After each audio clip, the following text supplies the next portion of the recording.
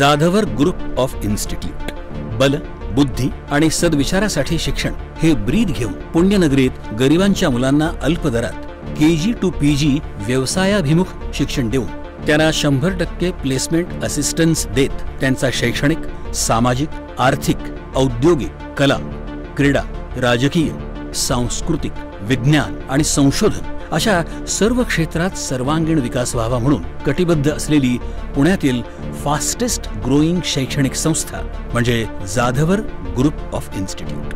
उच्च विद्या विभूषित प्राचार्य डॉक्टर सुधाकरराव जाधवर आणि ॲडव्होकेट शार्दूलराव सुधाकरराव जाधवर यांच्या कुशल नेतृत्वाखाली संस्था आज प्रगतीपथावर आहे. पूर्व प्राथमिक, प्राथमिक, माध्यमिक, junior college, BA, BCom, MA, MCom, BBA, BBACA, BCA, BCS, DSM, DMLT, DEd, BEd, BSc Plain, BSc Data Science, BSc Fashion Designing, BSc Artificial Intelligence and Machine Learning, BSc Cyber Security and Digital Science, MSc Computer Application, MSc Computer Science, MBA, PGDM, BA LLB, LLB, ANM, GNM and International School असे एकाच छताखाली विविध अभ्यासक्रम या संस्थेच्या विविध कॅम्पसमध्ये शिकवले जातात. यशवंतराव चव्हाण महाराष्ट्र मुक्त विद्यापीठ आणि सावित्रीबाई फुले पुणे विद्यापीठ या दोन्ही विद्यापीठांचे सर्व एक्सटर्नल अभ्यासक्रमही इथे उपलब्ध आहेत. शिवाय बदलत्या काळाचा विचार करून संस्थेत ॲक्टिंग, डान्स, सिंगिंग, फोटोग्राफी आणि स्किल डेव्हलपमेंटचे विविध कोर्सेस शिकवले जातात. तर योगा, मेडिटेशन यासारखे वर्ग कॅम्पसमध्येच घेतले जातात. तसंच 9वी आणि 10वीच्या विद्यार्थ्यांना JEE, नीट, MSCET यासारख्या परीक्षांची तयारी करता यावी म्हणून IIT आणि IIM मधून शिक्षण घेतलेल्या तज्ज्ञ प्राध्यापकांकडून संस्थेत मोफत क्लासेस घेतले जातात. 2014 साली सुरू झालेल्या जाधवर ग्रुप ऑफ इन्स्टिट्यूटमध्ये आज 25,000हून अधिक विद्यार्थी शिक्षण घेतात. तर 1,500हून अधिक शिक्षक आणि शिक्षकेतर कर्मचारी काम करतात. संस्थेचा शैक्षणिक दर्जा टिकावा म्हणून शिक्षक भरती करताना त्यांच्या लेखी आणि तोंडी परीक्षा घेतल्या जातात. प्रसन्न आणि सुंदर कॅम्पस, प्रशस्त आणि अद्ययावत क्लासरूम, वर्गात digital board, KG to PG e learning, विद्यार्थ्यांच्या उपस्थितीची डिजिटल नोंद, उच्च शिक्षित आणि अनुभवी प्राध्यापक, थिअरीसोबत प्रॅक्टिकल शिक्षणावर भर, विविध क्षेत्रातील तज्ज्ञांचं मार्गदर्शन असं विद्यार्थ्यांच्या सर्वांगीण विकासाला पोषक असं शिक्षण हे या संस्थेचं वेगळेपण. भारतीय संस्कृतीसोबत अमेरिकन तंत्रज्ञानाचा अवलंब करून आंतरराष्ट्रीय दर्जाच्या शिक्षणाची संधी इथे विद्यार्थ्यांना मिळते. सशक्त युवा, सशक्त राजकारण, सशक्त भारत व्हावा या उद्देशाने त्यांनी गेल्या 2016 सालापासून युवा संसद सुरू केली आहे. महाराष्ट्र आणि गोवा या राज्यातनं या संसदेत विद्यार्थी सहभागी होतात. केंद्र शासन, राज्य शासन, लायन्स क्लब इंटरनॅशनल आणि नेहरू युवा केंद्राच्या संयुक्त विद्यमाने ही युवा संसद चालवली जाते. या कार्यक्रमात आजपर्यंत महाराष्ट्र आणि महाराष्ट्राबाहेरील मुख्यमंत्री, मंत्री आणि विविध क्षेत्रातील मान्यवरांनी मार्गदर्शन केलं आहे. विद्यार्थ्यांच्या विकासासाठी विविध कार्यक्रमांचं आयोजन, नियोजन संस्थेच्या वतीने केलं जातं. जसे शौर्य पुरस्कार, डॉक्टर सुधाकरराव जाधवर करंडक, जाधवर सायन्स फेस्टिवल, व्यसनमुक्ती अभियान, दारू सोडा दूध प्या हा 31 डिसेंबरला उपक्रम, राज्यस्तरीय निबंध आणि वक्तृत्व स्पर्धा, जाधवर फेस्टिवल, कीर्तन महोत्सव, जाधवर स्पोर्ट्स फेस्टिवल, आदर्श माता पुरस्कार, भारतरत्न डॉक्टर बाबासाहेब आंबेडकर ऑनलाईन व्याख्यानमाला, आदर्श शिक्षक पुरस्कार इत्यादी उपक्रम राबवले जातात. जाधवर सायन्स फेस्टिवलमध्ये विद्यार्थ्यांना 10 लाख रुपयांपर्यंत संशोधनाला प्रोत्साहन आणि पेटंटसाठी आर्थिक सहाय्य केलं जातं. कमवा आणि शिका योजनेअंतर्गत 100हून अधिक विद्यार्थ्यांना संस्थेत नोकरीची संधी दिली जाते. आर्मी, पोलीस, पत्रकार, फायर ब्रिगेड, ॲम्ब्युलन्स चालक या क्षेत्रात काम करणाऱ्या पालकांच्या मुलांना या शैक्षणिक संस्थेत KG to PG पर्यंत शैक्षणिक शुल्कात 50% सवलत दिली जाते. तर मुलींसाठी 11वी ते PhD पर्यंतच्या शिक्षणासाठी विशेष स्कॉलरशिप दिली जाते. आज कुठल्याही शैक्षणिक संस्थेचा दर्जा हा तेथील विद्यार्थ्यांना मिळणाऱ्या प्लेसमेंट आणि पॅकेजवर गणला जातो। Bajaj Allianz, HDFC bank, Volkswagen, Force Motors, Cognizant, Jio, Vodafone, IBM, L&T Infotech, Finolex cable, Flipkart, Tata capital, Tata AIG, Wipro तसंच Sahyadri hospital, Ruby Hall clinic अशा नामांकित कंपन्या दरवर्षी या संस्थेतील विद्यार्थ्यांना कॅम्पसमध्ये मुलाखती घेऊन नोकरीच्या संधी देतात। 100% विद्यार्थ्यांना इंटर्नशिपसाठी संस्थेमार्फत संधी दिली जाते। लवकरच 1000 एकर क्षेत्रावर विद्यापीठ स्थापनेचा संस्थेचा मानस आहे। Real estate, construction, hotel, films निर्मिती, टॅक्स कन्सल्टन्सी, सेवा अशा विविध उद्योग क्षेत्रातही जाधवर ग्रुप अग्रेसर आहे। पुणे या विद्येच्या माहेरघरात फास्टेस्ट ग्रोईंग असणारी ही शैक्षणिक संस्था लवकरच महाराष्ट्रातील फास्टेस्ट ग्रोईंग शैक्षणिक संस्था बनण्याच्या दिशेने वेगवान वाटचाल करत आहे। त्यांच्या या वाटचालीला हार्दिक शुभेच्छा।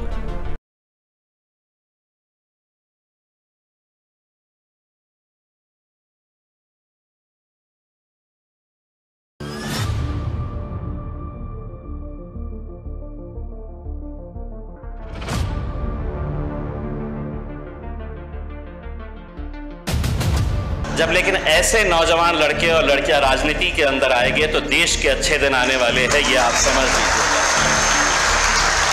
युवा संसद युवा शक्तीला योग्य गती आणि दिशा देऊन समाजकारण आणि राजकारणामध्ये अधिष्ठान निर्माण करण्याकरता आणि सशक्त युवा, सशक्त राजकारण, सशक्त भारत व्हावा या उद्देशाने जाधवर ग्रुप ऑफ इन्स्टिट्यूटने 2016 पासून युवा संसद सुरू केली आहे।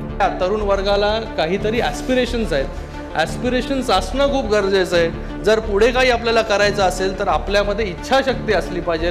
ती इच्छाशक्ती आपल्या सगळ्यांमध्ये बघून खरंच खूप अभिमान वाटतो।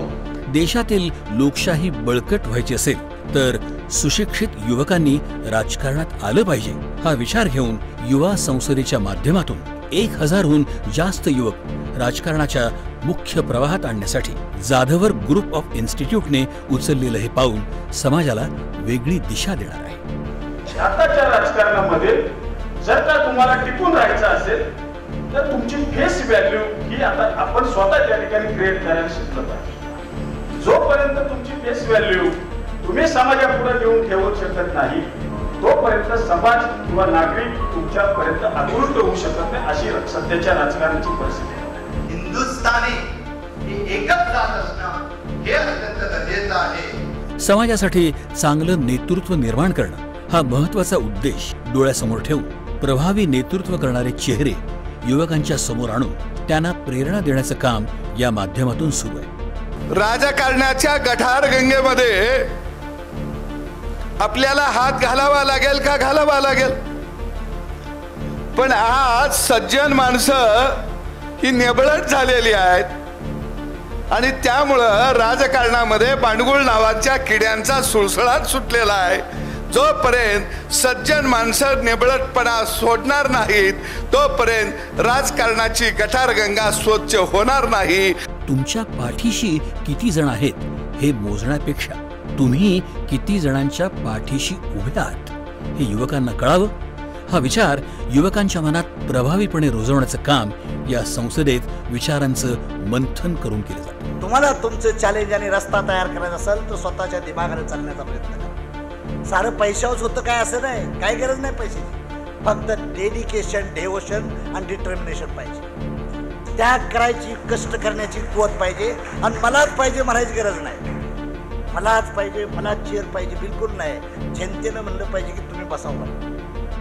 महाराष्ट्र आणि गोवा राज्यातून या संसदेत युवक सहभागी होतात। सावित्रीबाई फुले पुणे विद्यापीठ, Lions Club International, Rotary Club आणि नेहरू युवा केंद्राच्या संयुक्त विद्यमाने ही युवा संसद चालवली जाते। या संसदेत आजपर्यंत महाराष्ट्र आणि विविध राज्यातील मुख्यमंत्री, मंत्री आणि विविध क्षेत्रातील अनेक मान्यवरांनी या युवा संसदेमध्ये विविध विषयांवर मार्गदर्शन केलेलं आहे।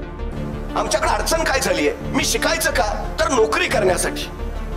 जोपर्यंत आम्ही शिक्षण नोकरीसाठी घेऊ तोपर्यंत आम्ही कुणाचे तरी नोकरच बनू. जोपर्यंत आम्ही स्वतःला घडण्यासाठी आणि राष्ट्र घडवण्यासाठी शिक्षण घेत नाही तोपर्यंत आम्ही मालक बनत नाही. ही पहिली गोष्ट आम्ही लक्षात घ्यायला. तसंच समाजात निस्वार्थीपणे समर्पण भावनेतून उल्लेखनीय कार्य करणारे सरपंच, पंचायत समिती सदस्य, जिल्हा परिषद सदस्य, आमदार, खासदार, मंत्री, मुख्यमंत्री, पत्रकार आणि प्रशासकीय अधिकारी यांना विविध पुरस्कारांनी सन्मानित केले जातं. मध्यमवर्ग काय म्हणतं, नको बाबा राजकारण, आम्हाला राजकारण नको, याचं राजकारण घाण आहे. अरे घाण आहे तर साफ करायला उतरा गटारा, तर साफ होईल, लक्षात घ्या. त्यामुळे माझी तरुण मुलांना ही विनंती आहे, आई वडिलांनी जरी सांगितलं राजकारण खराब आहे तर ते अजिबात ऐकू नका.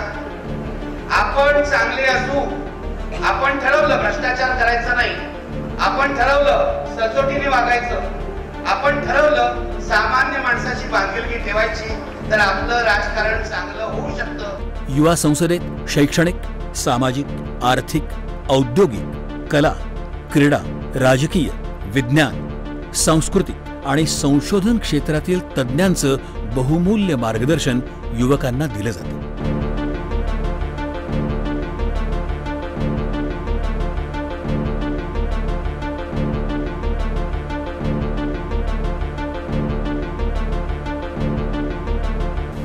मला माहित आहे की इथं जे देशाचे भावी नागरिक आहेत त्यामधूनच कोणी आमदार बनेल, कोणी खासदार बनेल,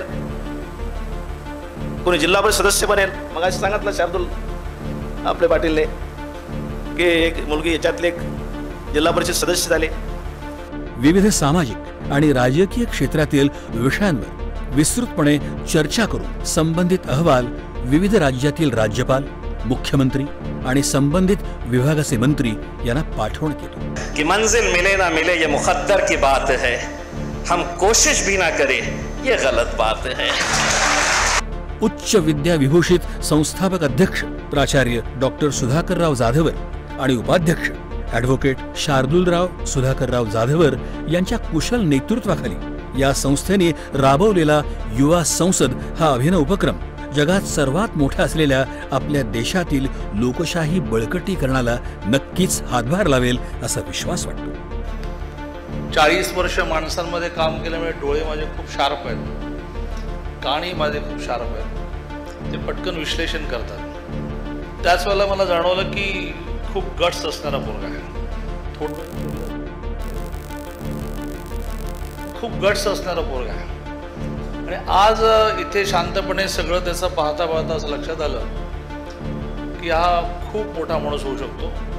असा या युवा संसदेचा एका अर्थाने संयोजक आणि ह्या ट्रस्टचा उपाध्यक्ष शार्दूल जाधवर ग्रुप ऑफ इन्स्टिट्यूटच्या या प्रयत्नांना असंच यश लाभत राहो ही सदिच्छा.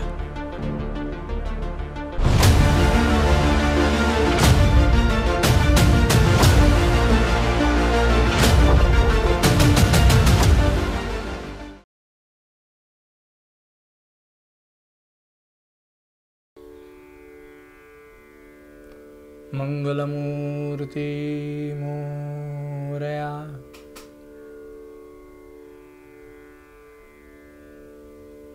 ओके, मला वाटलं तू हे केलंस. मंगलमूर्ती मोरया. भगवान गणेशांची वाङ्मयीन मूर्ती ज्ञानराज मौलींनी आपल्यासमोर ठेवली. भगवान गणेशांना आपण जे ओळखतो ते 2 अर्थाने ओळखतो. एक म्हणजे निर्गुण निराकार परब्रह्म आणि एक सगुण साकार परब्रह्म. निर्गुण निराकार परब्रह्म जे अव्यक्त आहे, निराकार आहे, असं असणारं जे भगवान गणेशांचं दर्शन आहे ते प्रत्येकाच्या अंतःकरणामध्ये आहेच आहे. त्यामुळे आपण सगळेजण 2 दिवस विषय बघतोय की गणेश हे आनंदाची मूर्ती आहेत. इथं सगळे प्राणी आनंदी आहेत का?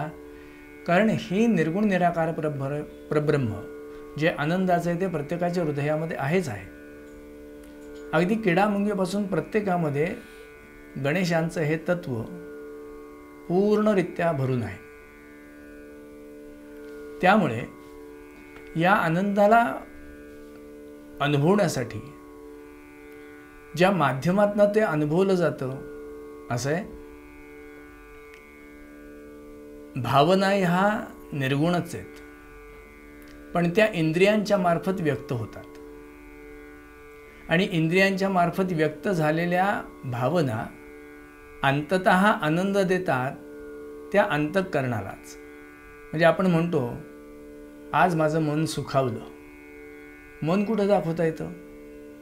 आज मला बरं वाटलं. मला बरं वाटलं म्हणजे कोणाला बरं वाटलं? असा जर आपण विचार करायला गेलो तर ज्या इंद्रियांच्या मार्फत त्या भावना व्यक्त झाल्या त्या इंद्रियांच्या द्वारे प्राप्त झालेला आनंद उपभोगणारा जो असतो तो या सर्वापासून वेगळाच असतो. दाखविणारा, ऐकविणारा, बोलविणारा धनी हा वेगळाच असतो की ज्याच्या मार्फत आपण हा आनंद प्राप्त करू शकतो, मिळवू शकतो, टिकवू शकतो. भगवान गणेशांना आपल्यासमोर ज्ञानेश्वर महाराजांनी जे ठेवलंय ते आकृती रूपाने न ठेवता वाङ्मय रूपाने ठेवलंय. म्हणजे हे शब्द ब्रह्म अशेष तेची मूर्ती सुवेश जेथ वर्ण वपू निर्दोष मिरवित असे ज्ञानेश्वर महाराजांचे शब्द आहेत. ओम नमोजी आद्या वेद प्रतिपाद्या जय जय स्वसंवेद्या आत्मरूपा देवा तूची गणेशू सकलार्थमती प्रकाशू म्हणे निवृत्तीदासू अवधारी जोजी. ज्ञानराज मौलींनी गणेशांना आपल्या समोर ठेवत असताना ते गणेश कसे आहेत तर जय जय स्वसंवेद्या, ते स्वसंवेद्य आहेत. काल आपण जसं पाहिलं की ओम नमोजी आद्या याच्यातलं भगवान गणेशांचं जे दर्शन आहे ते ओंकार रूप आहेत. ओंकार स्वरूपा रूप गणेशांचे आपण जे म्हणतो. ओंकार हा वर्ण नामाचे परिमूळ असं जे संतांनी शब्द केलेले आहेत. या ओम पासून या संपूर्ण विश्वाची निर्मिती झाली आपण जाणतो. ज्या ओम मध्ये अ, उ आणि म हे 3 वर्ण येतात. अ हा विष्णूशी निगडित आहे, उ हा ब्रह्मदेवाशी निगडित आहे, म हा महादेवांशी निगडित आहे. अर्थात उत्पत्ती, स्थिती आणि लय याच्याशी ओंकाराचा संबंध आहे. जगातील कुठल्याही भाषेतलं कुठलाही शब्द, त्या शब्दाचं कुठलंही अक्षर, त्याची निर्मिती अ, उ आणि म या माध्यमातूनच होत असते. म्हणून सर्व शब्दांचा उद्गाता हा ओंकार म्हणून आमच्याकडे पूजला गेला. या ओंकाराची निर्मिती आणि या ओंकाराच्या मार्फत सृष्टीची रचना, या सृष्टीत चाललेलं कार्य शब्द ब्रह्माच्या मार्फत तुमच्यापर्यंत पोचवणारा वाङ्मयी मूर्ती जर कोणी असेल तर ज्ञानेश्वर महाराजांच्या दृष्टीला ते साक्षात गणेश आहेत. म्हणून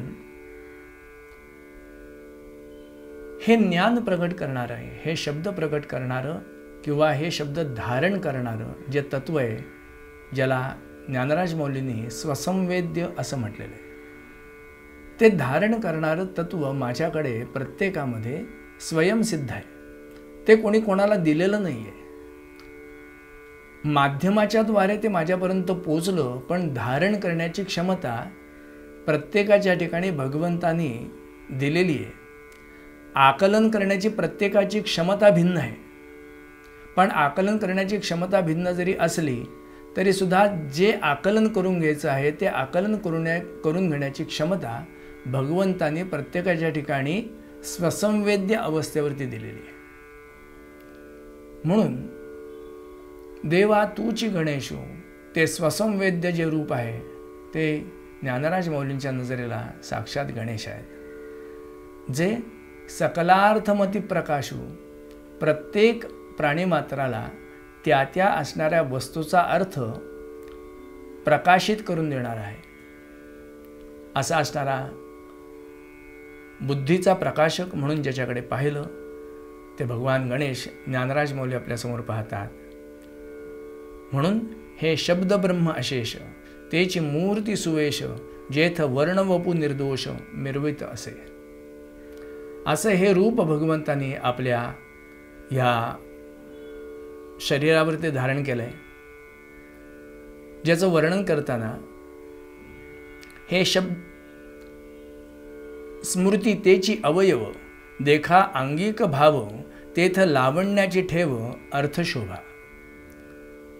भगवंताच्या शरीराची जर आपण ठेवण पाहिलीत तर भगवंतांनी आपल्या शरीरावरचे जे अवयव धारण केलेले आहेत त्याला स्मृती श्रुती यांचं ते सौंदर्य भगवंतांनी अंगावरती धारण केले. जणू काही ती एक लावण्याची खाणच म्हणून त्याच्याकडे पाहतात. ज्या भगवंताकडे ज्ञानराज मौलींनी आपल्याला पाहायला शिकवलंय किंवा आपण पाहतो आहोत ते भगवंताचं असणारं हे रूप तेथ व्यासादिकांच्या मती तेची मेखला मिरवती चोखाळपणे झळकती पल्लव सडका. व्यासादिकांच्या ठिकाणी असणारी जी बुद्धी ती ज्या पद्धतीने आपल्यासमोर ते प्रकट करतात जणू काही भगवंतांनी आपल्या कमरेला बांधलेली एखादी ती मेखलाच असावी अशा पद्धतीने त्या शोभतात. देखा षडदर्शने मणिपती तेची भुजांची आकृती म्हणून विसंवादे धरिती आयुधे हाती. भगवंताचे जे 6 हात आहेत, ज्या हातामध्ये 6 शास्त्रे भगवंतांनी धारण केली आहेत, भिन्न भिन्न मतं भगवंतांनी आपल्या या सर्व हातामध्ये धारण करून त्या सर्वांना आधारभूत असणारं दर्शन घडवलंय. आता या ठिकाणी मतमतांचे गलबले आपल्याला बरेच बघायला मिळतात आणि त्या मतमतांच्या गलबल्यामध्ये आपण अडकलेली माणसं, हे बरोबर आहे का तू बरोबर आहे. काल महाराजांनी ज्या पद्धतीने आपल्याला सांगितलं की जो मार्ग तुम्ही निवडाल त्या मार्गाने तुम्ही अंततः त्या आनंदापर्यंतच पोचणार आहात. आनंदापर्यंत न पोचण्याचं कारण का, तर आपण वेगवेगळ्या मतमतांच्या गलबल्यांमध्ये अडकतो आणि मग त्या गलबल्यामध्ये गेल्यानंतर आपल्याला तेच बरोबर आहे असं वाटायला लागतं. 10 लोक 10 गोष्टी सांगत असतात आणि त्या 10 गोष्टी 10 लोकांचं ऐकताना बरोबरच वाटत असतात, पण ज्या वेळेला निर्णय घेण्याची वेळ येते त्यावेळेला 10 लोकांचे विचार आपल्यामध्ये इतके त्रास देतात की आपल्याला एक निर्णय नक्की करता येत नाही. भगवान गणेशांनी जणू काही आपल्या ह्या 6 हात आपलेच आहेत, आपल्याच देहापासून आहेत, याचा अर्थ हे 6 विचार म्हणजे ही 6 शास्त्र म्हणा किंवा ही वाङ्मयी मूर्ती असताना ते भगवंताचे गुण असतील, त्या भगवंतांनी प्रकट केलेली ही 6 शास्त्र असतील, पुराणं असतील, वेद असतील, हे सगळं जे भगवंतांनी आपल्यासमोर ठेवलं आहे हे सगळं जन्माला कशातनं आलं आहे तर आनंदातनं जन्माला आलं. म्हणजे माझ्यापासून जन्माला आलं आहे.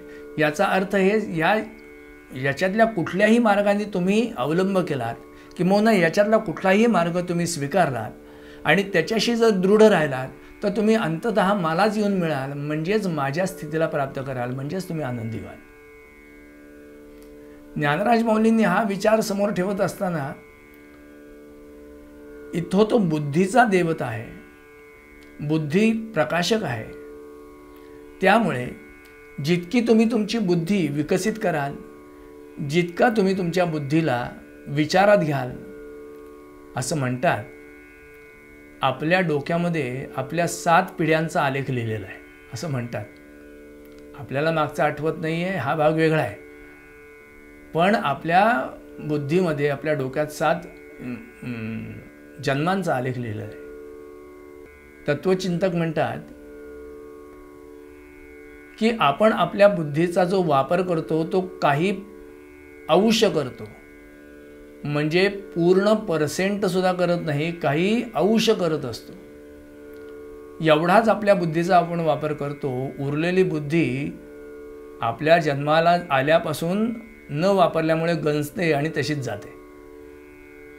पण एवढा विचार करण्याची क्षमता आपल्या बुद्धीमध्ये आहे आणि त्याचं ज्ञान ग्रहण करण्याची क्षमताही आपल्यामध्ये आहे. त्यामुळे जितकं आपण आपल्या बुद्धीला विकसित करू, जितका आपण त्याच्याबद्दलचं चिंतन करू, ते चिंतन उपयोगामध्ये आणू, तितकी आपली बुद्धी लखलखीत होईल. वस्तू घासल्यानंतर जशी लखलखीत दिसायला लागते तशी आपली बुद्धीही लखलखीत होऊन जाते. भगवंतानी आपल्या ठिकाणी धारण केलेलं हे वाङ्मयीन जे रूप आहे, एके हाती दंतू जो स्वभावता खंडितू, तो बौद्ध मत संकेतू वार्तिकांचा. मग सहजे सत्कार वादू, तो पद्म करू वरदू, धर्म प्रतिष्ठा तो सिद्धू अभय हस्तू. त्यामुळे एखाद्या विचाराचं खंडन मंडन, एखाद्या विचाराला धारण करणं सोडणं, हे माणसाच्या ठिकाणी चालणारच आहे, विचारांच्या ठिकाणी चालणार आहे. पण त्याच्यामध्ये अडकून राहिल्याचा परिणाम आपल्या ठिकाणी निर्माण होणारे ज्या विचार आहेत, ज्या विचारांच्यामुळे आपण आपल्या आनंदापासून दूर जाणार आहोत आणि तो दूर जाण्याचा परिणाम आपण स्वतःला विसरणार आहोत. मी कसा आहे, मी अहं निर्विकल्पो निराकार रूपो विभुर्व्याप सर्वत सर्वेंद्रियाणी सदा मे समत्वम न मुक्तीर न बंधहा चिदानंद रूप शिवोहम शिवोहम. अशी जी माझी असणारी मूळ धारणा आहे, या धारणेपासून मी कुठेतरी दूर जाईन. म्हणून भगवान गणेशांनी याच्यातली कुठलीही जरी प्रतिमा तुम्ही जवळ केलीत किंवा याच्यातला कुठलाही संकेत जवळ केलात आणि त्याचा अभ्यास करून तुम्ही अंततः माझ्यापर्यंतच पोचाल, हे दाखवून देण्याचं हे संपूर्ण दर्शन ज्ञानेश्वर महाराजांनी वाङ्मयी रूपामध्ये आपल्यासमोर ठेवलं आहे. आपण माऊलींचं चरित्र जेव्हा बघतो तेव्हा आपण म्हणतो 16व्या वर्षी माऊलींना एवढं ज्ञान आलो कुठून? 16व्या वर्षी असणाऱ्या मुलाला एवढा विचार करता येतो? एवढा विचार ज्ञानेश्वर महाराजांनी त्यांच्या ग्रंथामध्ये आपल्यासमोर ठेवलेला दिसतो. का हे येऊ शकतं? तर आपण आपला विचार करणं, आपल्याला काय ज्ञात आहे, आपण काय करू शकतो, हे सर्वस्वी तुम्ही तुमच्या बुद्धीला जेवढं पाहाल, किंबहुना तुम्ही तुमच्याकडे जितकं आत्मावलोकन कराल आणि इतर विचारांच्या मध्ये न गुंतता त्या विचारांशी जेव्हा सामोरे जाल, त्यावेळेला तुमची बुद्धी ही प्रगल्भित होऊ शकते. तरी संवाद तोची दर्शू जो समता शुभ्र वर्णू देवो उन्मेष सुक्ते क्षुणू विघ्न राजू. भगवंताने चर्चारूपी हातामध्ये घेतलाय. पक्षरहितपणा हा त्या दातांचा पांढरा शुभ्र रंग आहे.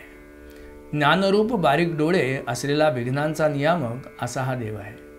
ज्ञानेश्वर महाराजांनी हे सगळं वर्णन करताना एखाद्या विषयाकडे पाहत असताना माणसाची दृष्टी कशी असावी, विशाल दृष्टीकडे पाहत असताना आपण कधीकधी सूक्ष्मतेचाही विचार केला पाहिजे. सूक्ष्म विचाराने जितकं आपण त्याच्या खोलामध्ये जाऊ शकतो तितका त्याच्या व्यापकतेला सुद्धा पाहू शकतो. आमच्या संगीतामध्ये असं म्हणतात की मंदिरामधल्या स्वराची अभ्यास केला की तार सप्तकातले स्वर चांगले लागतात. ह्या भाषेत बोलायचं तर मंद्र सप्तक म्हणजे सूक्ष्म आणि तार सप्तक म्हणजे व्याप्त. अगदी तद्वत एखाद्या गोष्टीचा जेव्हा तुम्ही सूक्ष्म विचार करता तेव्हाच त्याचं व्यापकपण आपल्या लक्षात येत असतं. म्हणून ज्ञानेश्वर महाराजांनी आपल्यासमोर भगवान गणेशांचं हे वाङ्मयीन रूप, शेवटी भगवान गोपालकृष्णांनी सुद्धा आम्हाला कुठला भक्त आवडतो? आर्त, जिज्ञासू, अर्थार्थी नाही. हे भक्त आवडत नाहीत असं भगवंत नाही म्हटला. मला हे भक्त आवडतात, पण या सगळ्यांपेक्षा मला जास्त आवडणारा भक्त कुठला असेल तर मला ज्ञानी भक्त आवडतो. आणि जगामध्ये ज्ञानाची पूजा होते, लक्ष्मीची पूजा होत नाही. इथं सगळेजण विचारतात ते तुमच्या ज्ञानाला, ना तुमच्या रूपाला, ना तुमच्या पैशाला, ना तुमच्या व्यवस्थेला, नाही, तुमच्या ज्ञानाला विचारतात. म्हणून अष्टावक्र देहाच्या ठिकाणी 8 ठिकाणी वाकडे होते, पण असं असताना सुद्धा जेव्हा जनक राजांनी त्यांचं ज्ञान पाहिलं तेव्हा त्यांना आपल्या उच्चासनावरती बसवलं. इथं ज्ञानाची पूजा आणि ते ज्ञानाचं दर्शन म्हणजे गणेश आहेत. मग ते ज्ञान सर्वपरीचं असलं पाहिजे. मला षडशास्त्रांचंही ज्ञान असलं पाहिजे.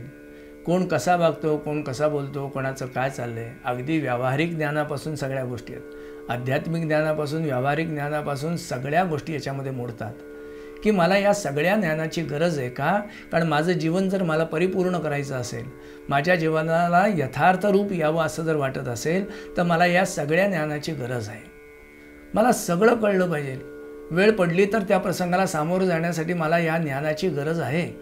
आणि ह्या सगळ्या ज्ञानाचं दर्शन जर कोणामध्ये घडत असेल तर ते भगवान गणेशांच्यामध्ये घडतं. म्हणून ही ज्ञानराजांनी वाङ्मयीन मूर्ती आपल्यासमोर ठेवली आहे. ज्ञानराज माऊलींनी आपल्यासमोर ही मूर्ती ठेवत असताना त्या गणेशांचं देखा, काव्य, नाटका, जे निर्धारिता, सकौतुका, त्याची ऋणझुणुती, क्षुद्र घंटिका, अर्थध्वनी असंही म्हटलेलं आहे. म्हणजे जीवन उत्तम करण्यासाठी त्याला सर्व गोष्टींची बाजू, त्याला सर्वार्थाने तो उत्तम दिसला पाहिजे. जसा एखादा चित्रकार असतो ना, त्याचं उत्तम चित्र आपण कधी म्हणतो, बारक्यातली बारीक गोष्टसुद्धा त्याच्या नजरेला मोठ्यातली मोठी वाटून तो त्याच्याकडे ज्या पद्धतीने पाहतो तेव्हा त्याच्या चित्राला अर्थ प्राप्त होतो. तसं छोट्यातली छोटी गोष्टसुद्धा आपल्याला मोठ्यातली मोठी वाटली पाहिजे. साध्यातलं साधं ज्ञानसुद्धा आपल्याला आपल्या जीवनाला उत्तम आकार देण्यासाठी उपयुक्त वाटलं पाहिजे. म्हणून त्या दृष्टीने त्याच्याकडे पाहावं. कौतुकाने काव्य नाटकांविषयी विचार केला असता ती काव्य नाटके त्या गणपतींच्या पायातील लहान घागऱ्या असून त्या अर्थरूप आवाजाने रुणझुणत असतात असं ज्ञानराज माऊलींना म्हणायचं आहे. म्हणजे त्याच्यातली कल्पकताही ज्ञानराज माऊलींनी सोडली नाही, कारण ते सुद्धा एक ज्ञानच आहे, ती एक विद्याच आहे.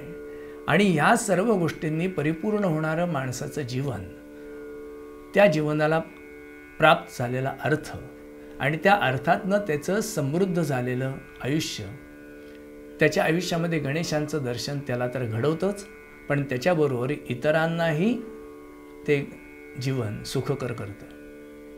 ज्ञानराज माऊलींनी हा दिलेला एक विचार आहे की भगवान गणेशांच्याकडे पाहत असताना आज आपण खरंच या ज्ञानाचा विचार करतो का? म्हणजे मी म्हणतो अगदी लौकिक पातळीवरती जरी तुम्ही विचार केला की खरंच आपण गणेशांच्याकडे पाहतो, अगदी व्यावहारिक ज्ञानाने बघा तुम्ही, काय कारणामुळे गणेश आज वंदनीय आहेत, काय कारणामुळे आज गणेशांना प्रथम पूजेचा मान मिळाला आहे, काय कारणामुळे गणेश त्यांच्या शत्रूंना सुद्धा हवेशी वाटत आहेत, काय कारणामुळे गणेशांना जग आज आपल्याकडे ओढून घेत आहे किंवा जगाला आज गणेशांच्याकडे पाहावंसं वाटतं आहे, काय कारण आहे? जरा विचार करा. आमचे गणेश हे अत्यंत निरागस आहेत, निष्पाप आहेत, निर्मळ आहेत, निखळ आनंद देणारे आहेत. ही गणेशांची जी असणारी गुणता आहे, या गुणांकडे जरी मला पाहता आलं आणि ते माझ्या आयुष्यामध्ये मला उतरवता जरी आलं ना, तरीसुद्धा गणेशांचं दर्शन लोकांना माझ्या देहात नाही होईल, नवे नवे मलासुद्धा होईल. ज्या कारणामुळे गणेशांना लोक वंदन करतात, लक्षात ठेवा, ही निरागसता, निष्पापता, निर्मळता, निखळता माझ्याही आयुष्यामध्ये आहे आहे. मी त्या दृष्टीने त्याच्याकडे कधी पाहिलं नाही आहे, पण वातावरणामध्ये हे रूप मला जेव्हा दिसतं तेव्हा मी त्याच्याशी एकरूप होतो. काही क्षण का विना पण मी मला विसरतो. निसर्गाच्या सान्निध्यात गेल्यानंतर मला बरं वाटतं, किंबहुना त्याच्यामध्ये मला रमायची इच्छा होते. किती वेळ गेला हे कळत नाही. याचा अर्थ मी निसर्गामध्ये का रमतो? मांजराची 2 पिल्लं असतात, पण ती पिल्लं एकमेकाला ओरबडत असतात, चावत असतात, मारत असतात. आपण त्याचा आनंद घेत असतो. अर्धा 1-1 तास आपण त्याच्यात रमून गेलेलो असतो. का माहिती आहे? त्याचं कारण म्हणजे ते अत्यंत निष्पाप असतात.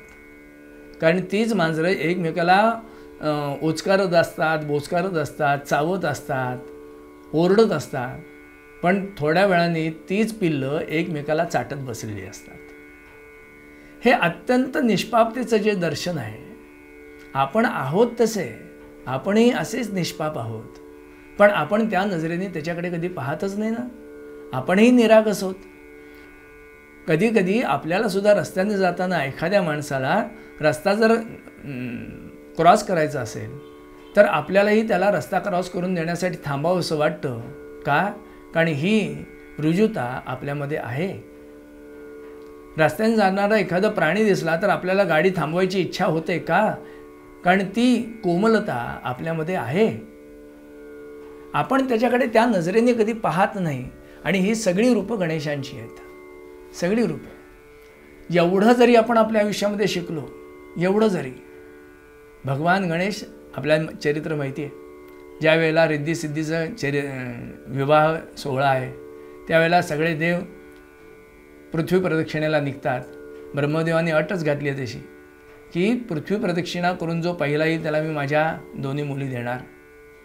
गणेशांना बुद्धीची देवता म्हणतात ती यामुळे. सगळे देव पृथ्वी प्रदक्षिणेला निघतात, गणेशही निघतात, सगळेजण हसतात गणेशांना. अहो चंद्रसुद्धा हसला त्यांना. पण गणेश त्यांचं नक्की आहे. काय केल्यानंतर पृथ्वी प्रदक्षिणा होणार आहे, कशी केल्यानंतर ती लवकर होणार आहे, आणि या सगळ्यांच्या अगोदर मी कसा पहिला येईन हे गणेशांना माहिती आहे. ते आपली बुद्धी चालवतात, विचार करतात आणि तिथून निघतात ते कैलासावरती येतात. आपल्या आईवडिलांना आपला मनोदय सांगतात, आईवडिलांची पूजा करतात, त्यांना 3 प्रदक्षिणा करतात आणि ब्रह्मदेवाकडे येतात. ब्रह्मदेव म्हणतात, गणेशा अजून सगळे देव अर्ध्यात नाही पोचलेत, तू परत आलास का? गणेश म्हणतात, नाही, मी 1 नाही, मी 3 प्रदक्षिणा केल्या. ब्रह्मदेव म्हणतात, अरे अजून सगळे देव अर्ध्यात नाही पोचलेत, तू 3 प्रदक्षिणा कधी केल्या? गणेश म्हणतात, ब्रह्मदेवा आपणच सांगितलं ना, आई वडिलांना प्रदक्षिणा केली म्हणजे पृथ्वी प्रदक्षिणेचं पुण्य आहे, असं तुम्हीच सांगितलं ना. म्हणून मी घरी गेलो, आई वडिलांना मनोदय सांगितला, त्यांना 3 प्रदक्षिणा केला, त्यामुळे 3 पृथ्वी प्रदक्षिणा केल्याचं पुण्य माझ्या पदरात पडलं. मी तुमच्याकडे आलो आहे, आता मला रिद्धी सिद्धी द्या. कथानक म्हणून हे सोडून द्या, म्हणजे कथानक म्हणून ऐका ठीक आहे, पण त्याच्यातला विचारात घ्या ना. आई वडिलांना प्रदक्षिणा केल्यानंतर पृथ्वी प्रदक्षिणेचं पुण्य आहे म्हणजे काय? आपण व्यवहारात शब्द ऐकतो की आपल्यापेक्षा आपल्या आई वडिलांनी 4 पावसाळे जास्त काढलेत, म्हणजे जो अनुभव या जगाच्या बाजारात मी घ्यायला निघालोय तो अनुभव माझ्या आईवडिलांनी माझ्या अगोदर घेतला आहे. आणि त्या अनुभवाला सामोरं जाण्यासाठी जी कला आहे त्याला कसं सामोरं जावं ह्याचं प्रशिक्षण म्हणा, शिक्षण म्हणा, मला जर कोणी देणार असेल तर ते माझे आईवडील देतात. आणि जर त्याच्यामध्ये काही धोका असेल तर त्याचंही म्हटलं सूचना माझे आईवडील मला अगोदरच देत असतात. हे एक प्रकारचं ज्ञान नाही आहे का? अशा आईवडिलांना प्रदक्षिणा करणं आणि त्यांच्यासमोर आपलं मन मोकळं करणं, दुर्दैवाने आता हा संवादच राहिला नाही हो. आईवडिलांशी संवाद सोडा, आता आपला संवादच संपला. आपण कोणाशी बोलायलाच तयार नाही. आमच्याकडे पूर्वी 3 पिढ्या एकत्र बसून जेवत होत्या आणि 3 पिढ्यांचा एकत्र संवाद होत होता. आणि गंमत म्हणजे सगळ्यांचं सगळेजण ऐकत होते आणि सगळेजण सगळ्यांच्यामध्ये बोलताना आपल्या शब्दांना लगाम घालत होते. काय बोललं पाहिजे, कसं बोललं पाहिजे, कोण ऐकतंय, या सगळ्याचा विचार घेऊन शब्द बोलले जात होते. ज्ञानेश्वर महाराजांच्या या वाङ्मयी मूर्तीमध्ये आपल्याला या सगळ्याचा अभ्यास आहे, हे आपल्याला त्याच्यामध्ये दिसतंय.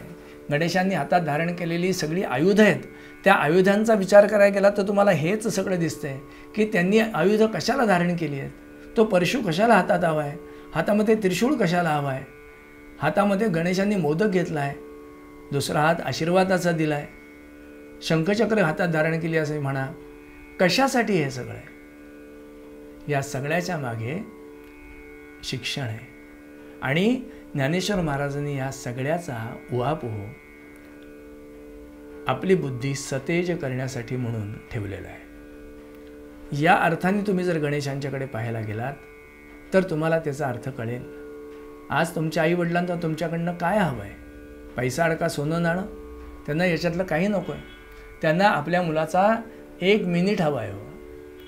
1 मिनिट तरी दिवसाच्या काठी मुलांनी आपल्याला भेटावं, बोलावं, एवढी त्यांची प्रांजळ अपेक्षा आहे. दुर्दैवाने ती पूर्ण करायला मला वेळच नाही हो. मोबाईलवरती मी आईशी संवाद करतो असं मी म्हणतो, पण त्याच्यातला जो कोरडेपणा आहे तो मी कुठं विचारात घेतो? बुवा जग कुठं चाललं आहे, तुम्ही कुठं चाललात असं मला म्हणाल तुम्ही. पण खरंच आपण आपल्या विचारांच्या कक्षा रुंदवल्यात, पण भावनांच्या कक्षा ह्या दुरावत चाललो आहे असं नाही का वाटत? गणेशांच्या या वाङ्मयीन मूर्तीकडे पाहताना या सगळ्याचा विचार अपेक्षित आहे. आणि हा विचार करून जर तुम्ही गणेशांच्याकडे पाहाल आणि ज्ञानराज माऊलीला अपेक्षित असणारे हे गणेश जर जीवनामध्ये उतरवाल, तर खरोखरीच खऱ्या अर्थाने तुम्हाला गणेशांचं यथार्थ दर्शन झालं असं म्हणावं लागेल. ज्ञानराज माऊलीला याचा अभ्यास फक्त अपेक्षित नाही आहे. म्हणजे या सगळ्या शास्त्रांचा, षडशास्त्रांचा म्हणा, पुराणांचा म्हणा, श्रुतींचा म्हणा किंवा स्मृतींचा म्हणा, वेदांचा म्हणा, हा सगळा अभ्यास ज्या वेळेला तुमच्या कृतीतनं प्रतीत होईल त्यावेळेला त्याचा आनंद मिळेल. अन्यथा बागेमध्ये गेलेली 2 मुलं ज्याप्रमाणे त्या आमराईतल्या माणसाला म्हणतात की आम्ही आमराई बघायला जाऊ का? जा म्हटल्यानंतर ती मुलं आमराई बघायला जातात. 2 जणं येऊन विचारतात. त्याच्यातला एक म्हणतो मला जरा आमराई सांगता का कशी आहे? म्हणजे याच्यात किती झाडं आहेत, एका झाडाला किती आंबे लागतात, त्याला मोहर कधी लागतो, मोहर फळाला याला किती वेळ लागतो. दुसरा म्हटला मी आमराई बघतो. तो आमराई बघायला गेला आणि त्यांनी काका मी एक आंबा खाऊ? एका आंब्याची परवानगी दिली. आता म्हटल्यानंतर त्यांनी जे खाली पडलेले होते ते सगळे आंबे खायला सुरुवात केली. पोटभर आंबे खाल्ला आणि आला. दुसऱ्यांनी सगळी माहिती घेतली, पण आंब्याचा आनंद कुठे घेतला? आणि पहिल्यांनी आंब्याची माहितीमध्ये न अडकता आंब्याचा रसास्वाद घेतला. तसं आपण सगळं ज्ञानराज माऊलींच्या ठिकाणी प्रेरित केलेलं सगळं ज्ञान ग्रहण कराल, पण ते प्राप्त केलेल्या ज्ञानाचा जर अनुभव नाही घेतला तर म्हटलं फक्त शुष्क ज्ञान पदरात पडेल, अनुभवापासून मात्र तुम्ही वंचित राहाल. आणि ज्या वेळेला शिकलेलं तुम्ही तुमच्या आयुष्यामध्ये उतरवाल आणि त्याप्रमाणे वर्तन कराल, त्यावेळेला खरा आनंद तुमच्या पदरामध्ये पडेल. आणि हा गणेशांचा यथार्थ आनंद पदरात पडल्यानंतर वेगळे गणेशांचं दर्शन घ्यायला जायची गरजच काय? साक्षात गणेशांचंच दर्शन तुमच्या पदोपदी क्षणाक्षणाला तुम्हाला घडेलच घडेल. किंबहुना ते घडतंच. म्हणून ज्ञानराज माऊलींच्या ह्या गणेशांचा विद्यार्थी वर्गाने तर पूर्ण विचार करावाच, आणि ते आपल्या आयुष्यामध्ये कसं उतरवता येईल, आपल्या गुरूंवरती तेवढा विश्वास ठेवून त्यांच्याकडनं जास्तीत जास्त ते ज्ञान प्राप्त करून त्याचं आपल्या आयुष्यामध्ये उतरवणं हे जितकं सहज शक्य होईल तितकं गणेशांचं दर्शनही तुम्हाला सहज शक्य होईल. मंगलमूर्ती मोरया.